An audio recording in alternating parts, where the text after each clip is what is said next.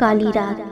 Dear listener, कल आपने सुना कि प्रोफेसर मिश्रा बेहोश थे, लेकिन जब ठाकुर सम्राट सिंह जी उनके पास जाते हैं और उनसे बातें करते हैं तो वो कुछ हरकत में आते हैं और उनका हाथ हिलने लगता है, लेकिन अभी भी वो कुछ बोल नहीं पा रहे थे। जिस पर डॉक्टर ठाकुर सम्राट सिंह जी से कहते हैं कि बहुत ज़्यादा कमजोरी होने पर भी इंसान कुछ नहीं बोल पाता। पर ये केस थोड़ा अजीब है। देखिए, क्या पता ब्लड चढ़ाने और कुछ रिकवरी के बाद सब कुछ पहले जैसा हो जाए। ठाकुर सम्राट सिंह जी फिर से प्रोफेसर मिश्रा के पास जाने के लिए डॉक्टर से पूछते हैं और साथ ही उनसे ये भी कहते हैं कि क्या वो रात को यहाँ रुक सकते हैं। इस पर डॉक्टर अग्रवाल इजाज़त दे देते हैं। जैसे ही ठाकुर सम्राट सिंह जी प्रोफेसर मिश्रा के पास जाते हैं और थोड़ी देर उनके पास बैठकर बातें कर रहे होते हैं कि तभी प्रोफेसर मिश्रा अचानक से कुछ बड़बड़ाने लगते हैं, जो कि कुछ इस तरीके से होता है कि मुझे नहीं मरना, मुझे छोड़ दो। 2-3 बार ये बात रिपीट करके वो बेहोश हो जाते हैं और ठाकुर सम्राट सिंह जी ये सुनकर काफ़ी ज़्यादा सहम जाते हैं और फिर डॉक्टर को वहाँ बुलाते हैं। यहाँ तक कल आपने सुना था, अब आगे। सौरभ इस बात से काफ़ी ज़्यादा खुश था कि प्रोफेसर की रिकवरी होने लगी है और उसे ठाकुर सम्राट सिंह जी पर भी पूरा भरोसा था कि वो हमेशा उनके साथ हैं और उनके रहते प्रोफेसर मिश्रा को कुछ भी नहीं हो सकता। वहीं दूसरी ओर ठाकुर सम्राट सिंह जी जो काफ़ी परेशान हो चुके थे, क्योंकि ठाकुर सम्राट सिंह जी ने अभी अभी प्रोफेसर मिश्रा के मुंह से जो शब्द सुने उसके बाद उन्हें कुछ समझ में ही नहीं आ रहा था और सम्राट सिंह जी इस बात से परेशान हो गए कि कहीं कोई बड़ी विपदा तो नहीं आने वाली।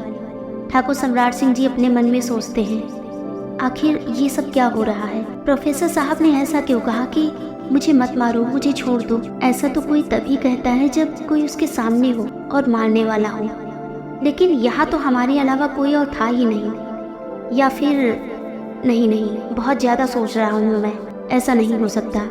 क्या हमें प्रोफेसर साहब को घर ही ले जाना चाहिए? वहाँ भी तो ये सब मशीन वगैरह लगा सकते हैं। डॉक्टर से बात करनी ही होगी। प्रोफेसर मिश्रा डॉक्टर अग्रवाल सिंह से बात करते हैं। डॉक्टर साहब, हम एक बात कहना चाहते हैं। क्या हम प्रोफेसर साहब को हमारे घर नहीं ले जा सकते? मतलब ये जो भी आपकी मशीनें हैं, ये सब कुछ आप वहाँ सेटअप कर लीजिए। जो भी खर्चा आएगा, जितना भी आएगा, हम उठाने को तैयार हैं। पैसों की चिंता बिल्कुल भी मत कीजिए। बस हम ये चाहते हैं कि अभी 1-2 घंटे के अंदर ही प्रोफेसर साहब को हमारी हवेली में शिफ्ट करा दिया जाए। डॉक्टर अग्रवाल ठाकुर सम्राट सिंह जी से कहते हैं, लेकिन ठाकुर साहब, अचानक से क्या हो गया? अभी तो आप यहाँ रुकने को तैयार थे, लेकिन अभी अभी अचानक ये सब। देखिए, ऐसे शिफ्ट करना बिल्कुल भी ठीक नहीं रहेगा। कहीं रास्ते में इन्हें कुछ हो गया तो ये रिस्क लेना बहुत भारी पड़ सकता है। ठाकुर सम्राट सिंह जी बड़बड़ाते हुए अपने मन में कहते हैं, अगर यहाँ से नहीं गए तब रिस्क ज़्यादा होगा। कैसे समझाएं हम आपको? डॉक्टर अग्रवाल ठाकुर सम्राट सिंह जी से कहते हैं, ठाकुर साहब, कुछ बोला क्या आपने? मुझे लगा जैसे आपने कुछ कहा। देखिए, अगर आप घर के लिए कह रहे हैं तो हमें इसमें कोई भी प्रॉब्लम नहीं है। हमारे पास एक्स्ट्रा स्टाफ है, हम वहाँ स्टाफ को भेज देंगे, लेकिन मैं आपके साथ नहीं चल सकता। यहाँ अस्पताल में रहना ज़रूरी है डॉक्टर का। वो तो घर में तब शिफ्ट किया जाता है जब रिकवरी हो रही होती है और इलाज पूरा हो चुका होता है, ताकि नर्स भी ध्यान रख ले। लेकिन यहाँ तो आपको पूरा का पूरा ट्रीटमेंट करना है, जिसके लिए आप ये चाहते हैं कि घर में सब कुछ किया जाए। ठाकुर सम्राट सिंह जी डॉक्टर अग्रवाल से कहते हैं, डॉक्टर साहब, आप हमारी परेशानी नहीं समझ रहे। कैसे समझाएं हम आपको? क्या आप हमारे जैसलमेर की पुरानी हवेली के बारे में जानते हैं? डॉक्टर ठाकुर सम्राट सिंह जी से कहते हैं, उस हवेली के बारे में कौन नहीं जानता ठाकुर साहब, जहाँ ऐसा बोला जाता है कि आपके परिवार के सदस्य, उनकी आत्माएं वहाँ हैं। लेकिन ठाकुर साहब, मैं ये सब नहीं मानता। पता नहीं क्यों, लेकिन जब तक मैं अपनी आंखों से ना देखूं, मैं इन सब चीज़ों पर विश्वास ही नहीं करता। डॉक्टर हूँ, अगर ऐसा करूँगा तो सब मजाक उड़ाएंगे। डॉक्टर अग्रवाल अभी यहाँ कुछ दिन पहले ही आए हैं। ठाकुर सम्राट सिंह जी डॉक्टर अग्रवाल से कहते हैं, डॉक्टर साहब, यहाँ अगर आप इस बात पर विश्वास नहीं करेंगे तब लोग आपका मजाक उड़ाएंगे। आप विश्वास करें ना करें, लेकिन हमारे यहाँ ना रुकने का सबसे बड़ा कारण वो पुरानी हवेली है और वहाँ से जुड़ी हुई कुछ बातें हैं जो हम किसी को भी नहीं बता सकते। हम कह रहे हैं ना, आप प्रोफेसर साहब को हमारे घर शिफ्ट करा दीजिए और आप वहीं इलाज करवाइए। आपको अगर यहाँ के लिए बाहर से स्टाफ बुलाना पड़े तो आप बुला लीजिए, हमें कोई प्रॉब्लम नहीं है, हम खर्चा उठाएंगे, प्लीज़। डॉक्टर अग्रवाल ठाकुर सम्राट सिंह जी की बात मान जाते हैं और प्रोफेसर मिश्रा को हवेली शिफ्ट करने की तैयारी शुरू करते हैं। साथ ही वो एक नए स्टाफ के लिए कॉल भी करते हैं कि बाहर से एक्स्ट्रा स्टाफ बुलाया जाए, जिसकी सारी पेमेंट का जिम्मा ठाकुर सम्राट सिंह जी के ऊपर आ जाता है।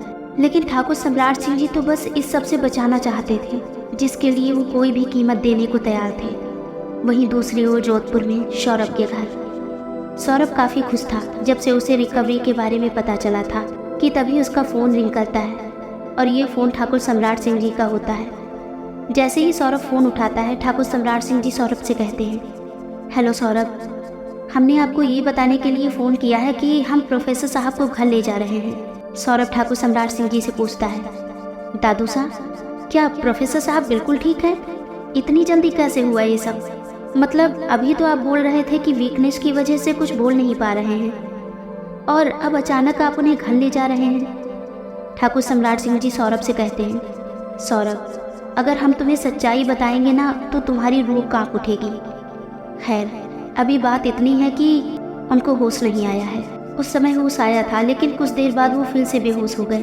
और तुम्हें पता है वो बेहोश होने से पहले क्या बोल रहे थे? सौरभ ठाकुर सम्राट सिंह जी से सवाल भरे शब्दों से पूछता है, क्या बोला उन्होंने?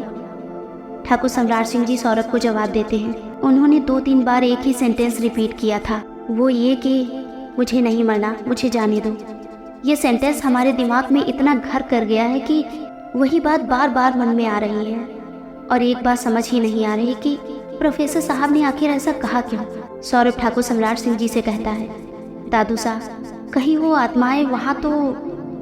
ठाकुर सम्राट सिंह जी सौरभ से कहते हैं, हमें भी लगभग कुछ ऐसा ही लग रहा है, इसीलिए तो हम चाहते हैं कि आगे की जो भी ट्रीटमेंट है हम घर में ही करवाएं और उन्हें यहाँ से शिफ्ट कर लें। इसके लिए हम उन्हें पूरी फैसिलिटी जो हॉस्पिटल में मिलती है वही घर में अवेलेबल कराएंगे, लेकिन यहाँ रहना खतरे से खाली नहीं है। सौरभ ठाकुर सम्राट सिंह जी से कहता है, दादू साहब, मुझे आप पर पूरा भरोसा है कि आप जो भी फैसला लेंगे वो सही ही होगा, लेकिन मुझे प्रोफेसर साहब की बहुत ज़्यादा चिंता हो रही है। पता नहीं सर कितनी तकलीफ में होंगे, पता नहीं ऐसी क्या बात होगी जो उन्होंने ऐसे सेंटेंस कहे। मुझे तो बहुत डर लग रहा है। और वो डोनर, वो भी नहीं आए अब तक ना? ठाकुर सम्राट सिंह जी कहते हैं, नहीं, वो लगभग 7 बजे के करीब यहाँ पहुँचेंगे, लेकिन आप बिल्कुल भी परेशान मत हो। कुछ भी, जो भी बात होगी, थोड़ी सी भी, हम आपको सब बताएंगे, ठीक है? और आप अपना ध्यान रखना। और हम बिल्कुल ठीक हैं, प्रोफेसर मिश्रा भी पूरे ठीक हैं। आगे का हम आपको बताते हैं, अभी हम फ़ोन रखते हैं। और अपना और सानवी दोनों का ही ध्यान रखना। उधर जैसलमेर में ठाकुर सम्राट सिंह जी फ़ोन काट देते हैं और सौरभ काफ़ी परेशान सा होकर बैठ जाता है। अभी तक जो सौरभ के फेस पर खुशी देखी जा रही थी वो खुशी कहीं गायब हो चुकी थी और सौरभ थोड़ा परेशान हो गया था। हालांकि सौरभ तो ये चाहता था कि प्रोफेसर साहब बात करें, लेकिन जब ये सब उन्होंने बोला तो इससे उसका डर और भी ज़्यादा बढ़ गया। सौरभ सोफे पर से उठकर वापस एक जगह से दूसरी जगह पर चक्कर काटने लगता है। कभी सौरभ घड़ी को देखता, कभी ज़मीन को। सौरभ काफ़ी परेशान हो चुका था और काफ़ी चिंता उसे प्रोफेसर साहब की हो रही थी। घड़ी का समय जैसे मानो रुक सा गया था, आगे बढ़ ही नहीं रहा था। सौरभ को इंतज़ार था तो बस 7 बजने का, कि कब वो डोनर वहाँ पहुँचेंगे और कब प्रोफेसर मिश्रा को ब्लड चढ़ाया जाएगा।